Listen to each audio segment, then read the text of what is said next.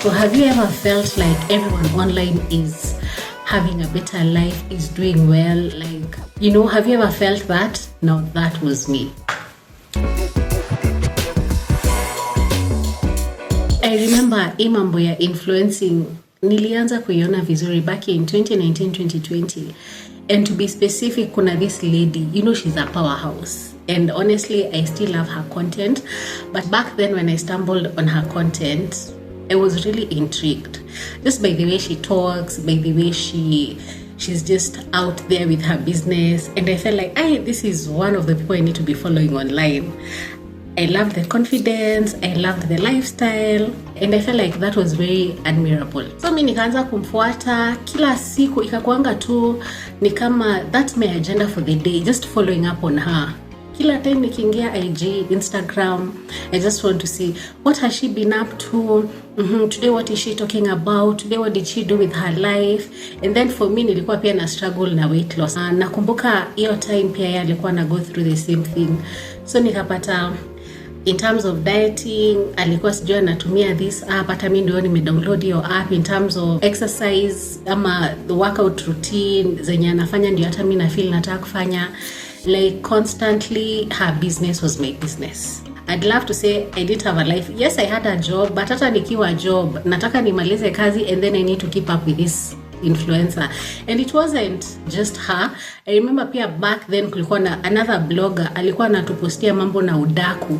Mimi huyo I want to be updated with who did what, nani alipatikana wapi, hizo receipts nataka kuona. You remember hiyo time tunaekewa receipts kwa Instagram? Hey, I was among those followers. Nataka kujua nani ako na gari mpya, nani analala na mheshimiwa, nani ako na like my life was just about other people online. So napata hata vitu kama beauty product. Huyo influencer leo ameongea about maybe gani. Haya, wewe unaenda unanunua gani? After a month kidogo unaona amenunua I don't know CeraVe. So nikaanza kuangalia hakuna consistency. In as much as I really love what the influencers are doing, ulikuwa unapata leo ni hii brand, kesho ni another brand, kesho kutwa ni another brand, and you wonder where is the consistency, and you can't keep up. Unaona, you are just a regular mwananchi and you're trying to keep up with somebody who has brand deals, somebody who is in business. What are you doing for your life? Sasa ndizo maswali nilikuwa najiuliza, maybe later on, not initially, like maybe 2 years in. Unaangalia when you look back unapata mtu amefanya such and such, akona businesses all over. Wewe mwenye unashinda ukimfuata, what do you have? Hata mambo na waxing. Nakumbuka I didn't know much about waxing. I used to think that waxing ni for the elite, watu wako na do, things like those, until nikaanza kuona hata yeye ana post mambo ya waxing and how much alikuwa analipa, and I was like, kumbe these things are not expensive, these are things I can equally afford. Hata mimi nikaanza kwenda waxing, to make sure every month naenda ku wax. So you can see like everything about me was just revolving around influencers. Hata juzi ndio nilikuwa naongea na bishte yangu, unapata the whole of Nairobi wako minis of that influencer. When it comes to hair, when it comes to nails, when it comes to lifestyle, nowadays people are easily taking vacations. It's not a bad thing. I'm equally a beneficiary of her way of being, so I'm not bashing her in any way. I'm just talking about how this influencing stuff and following influencers has really turned out for me. So unapata hata nywele kila mtu akona the same hairstyle. Hata nguo people akona the same hairstyle. Kama ni routines, watu wanataka hata kuenda gym. That's a good thing. I feel like people equally get influenced in a good way. Asa mimi nilikaa chini nikajiuliza, is this really what I want? Like mimi naamka asubuhi na life yangu ina revolve to around this particular person ama this particular people. So nikakaa hivi nikaona hapana, this is not the kind of life I really want. Yes, ikuwa ati naamka agenda yangu ni udaku. By the time naenda kulala, before I sleep, the first thing I want to do is to know how has so and so been, what has she shared with us today, what is she up to, what do I need to buy. Niona that lifestyle is not sustainable. Hiyo kukeep up ilifanya ni realize nilikuwa napata burnout sana. and then my anxiety levels zilikuwa off the roof, you know. Junashindwa, why is it that mtu anaweza easily afford these things na mimi bado I'm still struggling to make ends meet? Not in that sense, but utapata kama ni hizi ma skin products, I cannot really keep up with her. Mind you, my life is okay, but I feel like I need whatever she has, you know. I'll feel more fulfilled when I purchase or get whatever it is she has, when I have the experiences that she had. But keep in mind, ani watu wanawak na brand deal, so unajaribu keep up, ndo hiyo burnout inaingia, ndo hiyo anxiety inaingia, ndo hiyo constant comparison inaingia, unaona. So nikaona hapana, if I continue down this route, I'm going to just lose myself. Jo bado kuna hii, what do you call it, kuna hii overconsumption. You even buying things that you don't need. Kitu ingine nimerealize ni people are being influenced na story na household items. Vitu kama the non-stick pans, you know. Mtu ameenda kwa nyumba mpya, kila mtu sasa anataka kuhama. Kwanza, one thing I want to talk about ni hizi non-stick pans. These things are the biggest scam. They're the biggest scam of this century. Nilikuwa na feel like I'm less than because sina hizo non-stick pans. Wait until I bought them. If you're listening to this, please.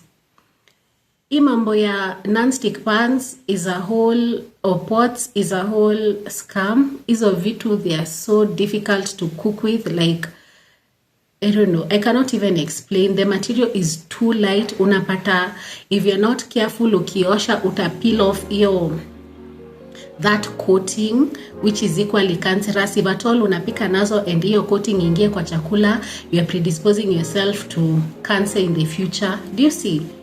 And sisi wote tunakubali kufuata these influencers without having facts.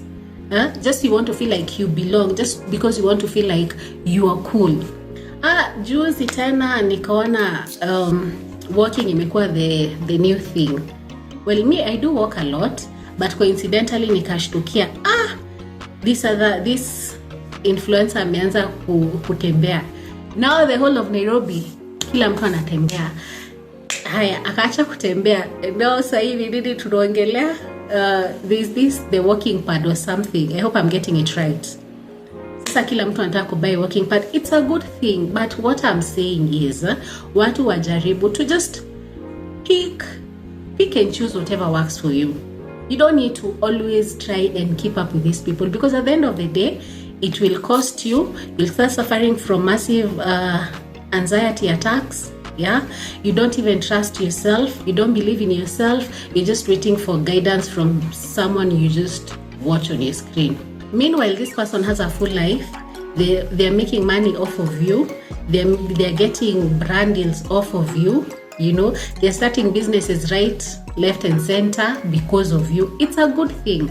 But hata wewe, can you just learn positive things from these people? Yeah? Kama ukiona mtu anafungua biashara mingi, hata wewe jiulize, how can I get to that level? Be inspired. Do not just be sold this idea of overconsumption, this consumerism concept. You know, it's not sustainable, and I repeat, at the end of the day, it's just going to take a toll on you, and you'll end up hating yourself. Yeah?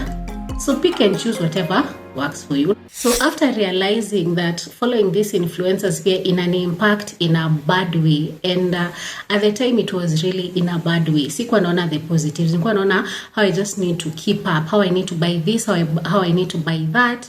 Na mind hizi ni vitu I don't need. Ama utapata I won't be using them in the next maybe 2-3 weeks or whatever. You see? So nika decide to change whatever was coming on my feed, to change my algorithm. That's the first thing I did. Nikaanza kufollow people who I felt were adding into my life, not just taking away. People who are talking largely about self-discovery, self-development. Hata sasa ukaingia on my IG page, utapata my content sana, whatever I'm interacting with, ni vitu concerning just growth as a person. And I really love that for myself. Another thing I did ni stop checking on their stories. Unajua unashtukianga umekaa chini, umeanza kuscroll, by the time you're done with the whole a whole thread of stories, unapata it's been an hour, it's been 2 hours, it's been 3 hours. Unataka hapa unaenda kwa mwingine. By the time you realize it, 5 hours imeisha. So hizo 5 hours, unafaa unajiuliza, what can I do for myself na hizi 5 hours? It can be anything. Try and sit with yourself, uangalie, do I need to start a business? What kind of business do I need? Kama ni kusoma kitabu, soma vitu zinakusaidia. You know, kama ni learn a skill in those 5 hours, soma skills instead of just trying to keep up with other people online. These are just strangers who are living their lives and making money while at it. So just introspect, ujiulize, what do I also need to do with my life? Another thing I did ilikuwa nikaacha kulipia premium. I'm so embarrassed. Kwanza nakumbuka blogger mwenye alikuwa amevuma sana back in 2020 2021. Nakumbuka the moment alihama from IG, yani also devastated. Kwa next nitakuwa napata wapi udaku. And this is sasa hii hiyo dopamine nilikuwa napata, naona sasa nitakuwa naitoa wapi. Do you know, I went to the extent of paying for premium services kwa hiyo platform alienda. And looking back, I was so silly, I was so stupid, but I just didn't know better. Unaona, imagine unalipia premium ndio ujue udaku, ndio ujue mtu mwingine anapitia mashida gani. Like, I even okay. Do you see? So when I had a meeting with myself, nikaona it's not that deep, it's not that serious. Yeah, I don't need to be paying for udaku. I just need to look for constructive things to be doing. I need to just work on myself.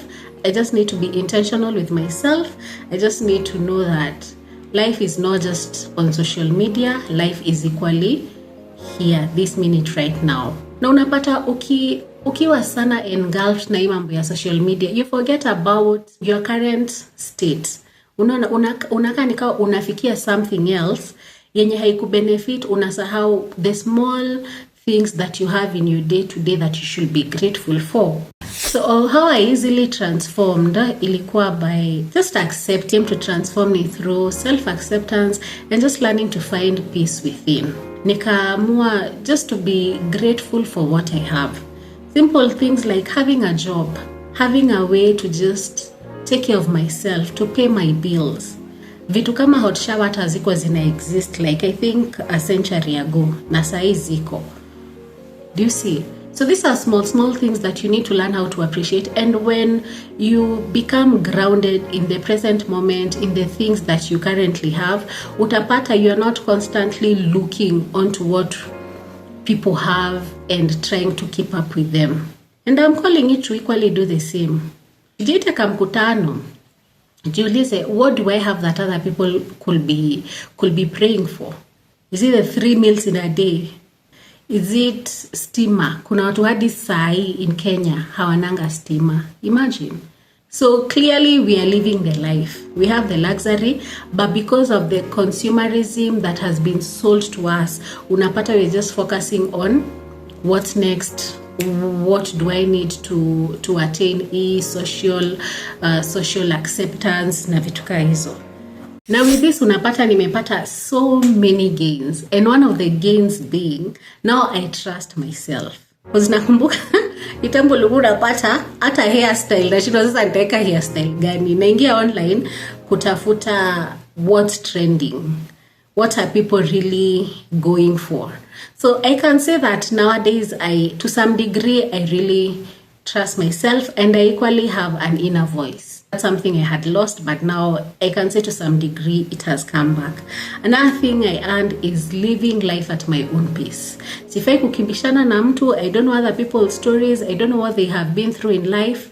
They equally don't know my story. So why do I need to feel like I'm living a fast-paced life because I'm comparing myself to online shenanigans? So that's something I've come to appreciate, living my life at my own pace, at my own terms, and just knowing I'm enough as I am.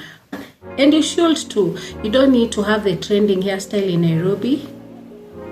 You don't need to have the non-stick pot. Hizo vitu kwanza zinanikasirisha sana. You don't need that to have the latest seats or carpets or washing machine or working pads. Come on, no, you don't need that. you are just enough as you are. Hizo vitu zingine are just by the ways. We already have more than enough. And by that, nimejua could define success on my own terms. By just me waking up in the morning, I already know that's my first win. Me having a place to go to, like in terms of work, that's another win. So let us learn to define success by our own terms, but not by whatever we want to be perceived by others. So you don't need to keep up.